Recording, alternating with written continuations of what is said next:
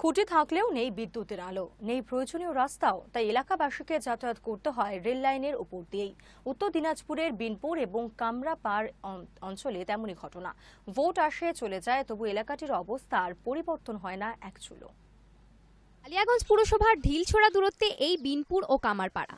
এখানকার বাসিন্দাদের এখনো ভরসা কুপির আলো। শহরের সঙ্গে যাতায়াতের জন্য প্রয়োজনীয় রাস্তাও নেই। একদিকে শ্রীমতী নদী এবং অন্যদিকে রেল লাইন।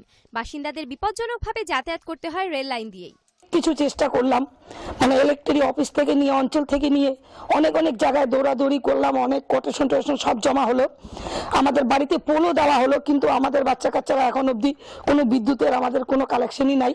পঞ্চায়েত ভোটের আগে রাজীব গান্ধী বিদ্যুতায়ন প্রকল্পে এখানে বিদ্যুতের খুঁটি পোতা হয়েছিল, কিন্তু সেই খুঁটিতে তার লাগানো হয়নি।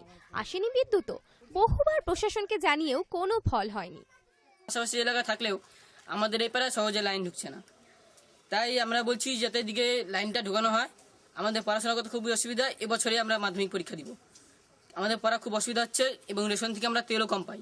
সমস্যার কথা স্বীকার করে নিয়েছেন কালিয়াগঞ্জ ব্লকের উন্নয়ন আধিকারিক রাজেন্দ্র বড়ম। মিলেছে প্রয়োজনীয় ব্যবস্থার আশ্বাসও।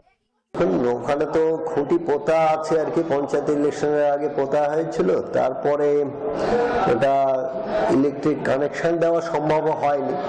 তো আমি দেখছি গ্রাম পঞ্চায়েতের সঙ্গে কথা বলে, প্রধানের সঙ্গে কথা বলে যাতে ওখানকার লাইনের ব্যবস্থাটা দ্রুত হয় আর কি। সমস্যা কবে মেটে এখন শুধু সেটাই দেখার। Koushik Chatterjee report, hi news network, Uttar Dinajpur.